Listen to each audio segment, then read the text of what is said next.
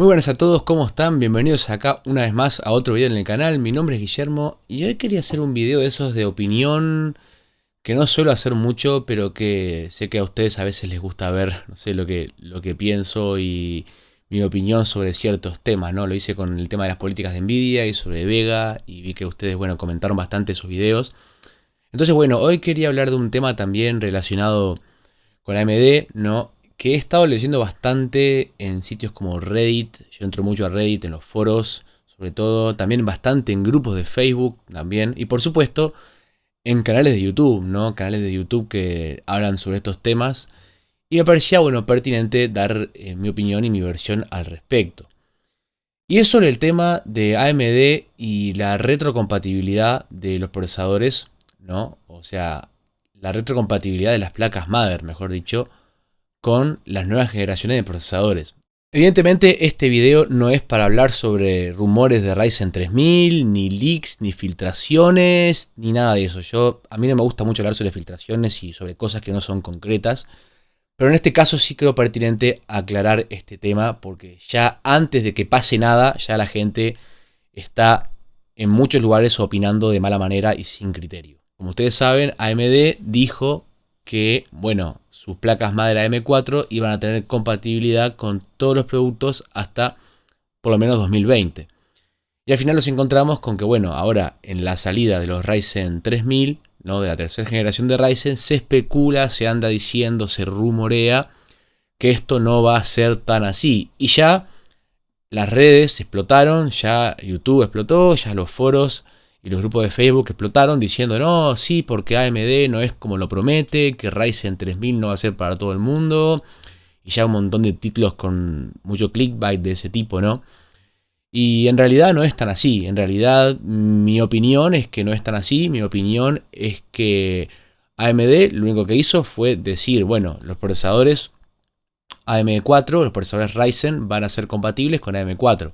Ahora que los fabricantes de placas madre tengan algunos modelos de placas de este socket, de esta plataforma, que no cumplan con los requisitos o con el apartado de hardware necesario para poder ser compatibles con lo que demanda un Ryzen de última generación, eso no es tema de AMD, eso es tema de las ensambladoras de placas bases. ¿Entiende cuál es la diferencia?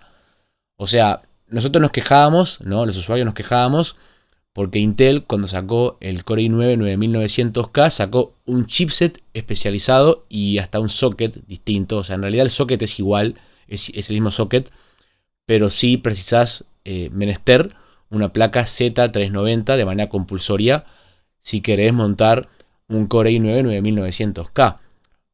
Aunque existan placas Z370 que, por supuesto, por su hardware y por cómo están diseñadas, perfectamente podrían montar un Core i9 9900K. Sin ir más lejos, nos vamos a una, por ejemplo, una Z370, la Asus Maximus fórmula, que siempre son las de tope de gama de el socket mainstream, digamos, sin irse a la gama extrema.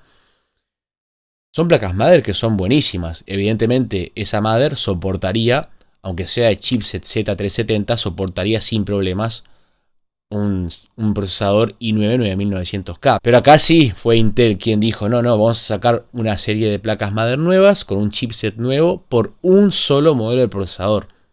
¿Se entiende? Acá la cosa es distinta, con AMD la cosa es distinta. Yo no quiero defender a AMD, ni quiero que piense que soy pro AMD, ni nada. Simplemente lo que quiero hacer es un poco esclarecer las cosas. AMD dijo, el socket AM4 va a ser compatible con Ryzen. Punto. No especificó ni chipset, ni marcas, ni modelos, ni nada. Entonces es claro que una placa base que sale 45-50 dólares a 320 gama de entrada, cuyos MOSFET, cuyos VRM, cuyos reguladores de voltaje ni siquiera están refrigerados, es obvio que no se le va a poder montar un procesador de 12 núcleos.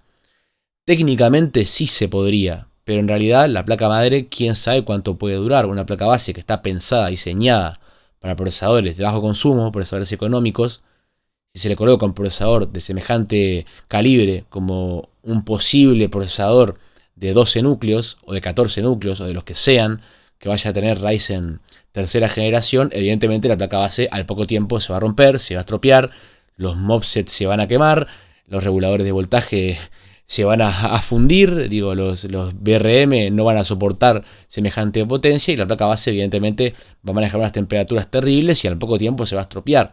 ¿Y qué va a provocar esto? Que la gente que tiene placas base todavía en garantía vaya a reclamarle al fabricante que su tarjeta madre, que su placa base se quemó por poner un procesador demasiado potente. Entonces, ¿qué hacen las marcas? Las ensambladoras dicen, bueno, no, a estas placas base que tienen una calidad más de gama de entrada, más económica, les quitamos la compatibilidad para que la gente no pueda montar un procesador de tan alto consumo, de tan alto rendimiento en estas placas base. ¿Se entiende? Pero es un tema de fabricantes de placas base y de componentes de placas base. No es un tema de AMD. AMD solamente fabrica procesadores, no fabrica placas base. ¿Se entiende la diferencia? Entonces, esto por un lado. Por un lado, el tema del hardware, por un tema de los componentes, por un tema de cómo está dado el sistema, por cómo está dado la forma en la que se manejan la fabricación de placas base. Una placa base económica es una placa base que tiene componentes económicos, componentes más baratos, componentes que no están pensados para cierto tipo de exigencias. Y por eso me parece que tiene sentido que algunas marcas como Asus, como MSI, como Gigabyte, no sé, la marca que sea fabricante de placas base, me parece que está bien que hagan cierta restricción en la compatibilidad de sus placas madre de modelo de entrada. A ver, sería un poco ilógico pensar que una persona que se compra un procesador de 10, 12, 14, 16 núcleos lo va a montar en una placa base de gama de entrada. Técnicamente es posible hacerlo, pero sería como montar un Core i7 8700K en una H310, lo cual se puede hacer. Se puede hacer, pero nadie lo hace. Porque justamente lo ideal es montar un procesador de alto rendimiento en una placa base que acompañe a ese procesador. Pero si tú dejas libre albedrío, si tú haces una compatibilidad completa de toda la gama de procesadores en todas las gamas de placas base, evidentemente vas a tener un problema, que es que los componentes de esa placa base, no son capaces de soportar el procesador. O sea, AMD no le puede decir a Asus, sí, mirá, gastate una fortuna en la placa A320 porque de acá a 3 años vamos a sacar un procesador que va a tener un consumo muy elevado y va a necesitar una placa base de entrada mejor. O sea, no tiene sentido, ¿se entiende? No tiene sentido. Entonces, a mí me parece viable, me parece bien que haya este tipo de restricciones en las placas base de gama de entrada. Ahora, si te pasás a una placa base, por ejemplo, una ROG Strix B450 o B350 o una placa B450, o sea, gama intermedia, ni siquiera una gama alta, una gama intermedia ya un poquito mejor, con fases de poder refrigeradas, con MOSFET refrigerados, ya es otra historia. Ya ahí sí, porque los procesadores Ryzen tampoco consumen tantos watts, digo, no se calientan tanto, pero sí, bueno, tampoco, el punto es que tampoco se van a estar colocando en una placa base de super gama de entrada. Así que bueno, creo que esta primera parte está explicada, ¿no? Creo que por lo menos mi forma de ver las cosas es esa y creo que es lógico y creo que está bien que esto ocurra. No es que los Ryzen 3000 van a ser solo para la gente con más plata o los Ryzen 3000 no van a ser para la gama baja o no. O sea, yo creo que va a haber cierta compatibilidad de procesadores con ciertos modelos de placa base. Seguramente hayan procesadores Ryzen de menos núcleos a 7 nanómetros, pero de menos núcleos que estén pensados para este tipo de segmentos de placas base, para este tipo de segmentos del mercado. ¿Me explico? Y ahí creo que ya queda concluida la explicación de la primera parte, que es un tema de hardware, es un tema de componentes. Lo otro de lo que quiero hablar también relacionado con el tema de la compatibilidad es el tema de que no respecta tanto a lo que es el hardware, sino también lo que respecta a el software, concretamente al BIOS.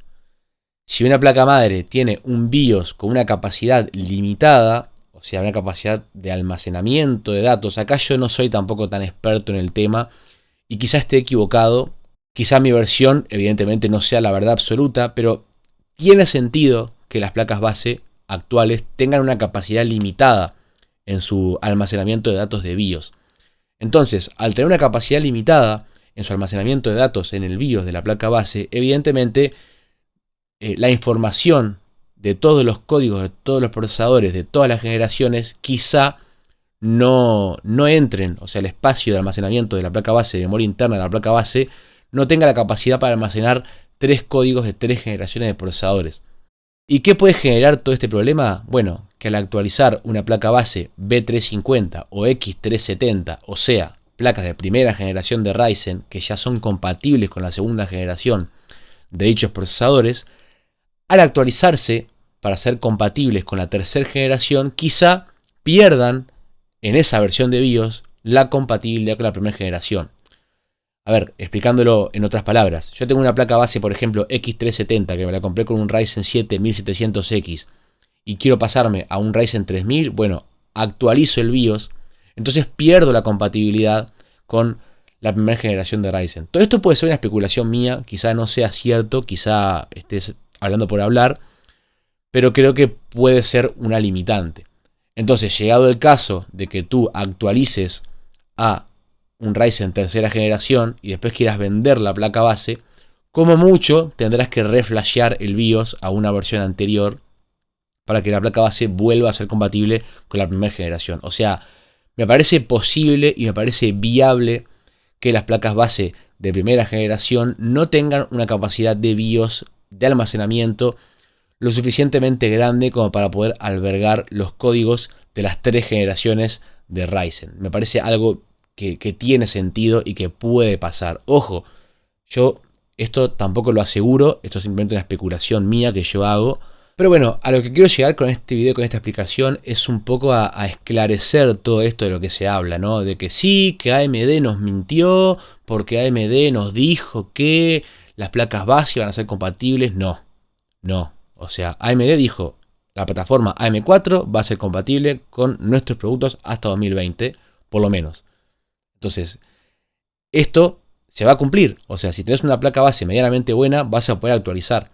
Pero vuelvo a repetir lo que decía al principio. Esto no es un tema de AMD. Esto es un tema de los fabricantes de placas base, que AMD deja a su criterio cuáles placas base van a tener compatibilidad y cuáles no. Y acá sí ya entra en juego el criterio del fabricante de la placa base, que puede decidir según la gama de placas base que sea, si dicha placa base va a ser compatible o no según las prestaciones de la misma.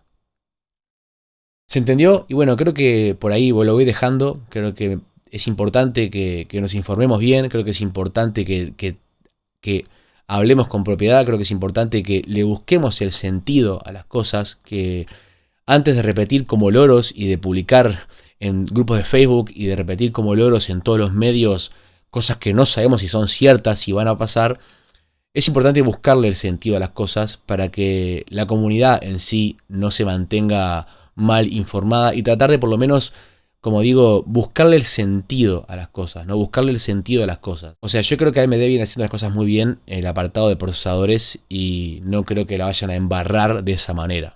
Entonces, como digo, es un tema de fabricantes de placas base.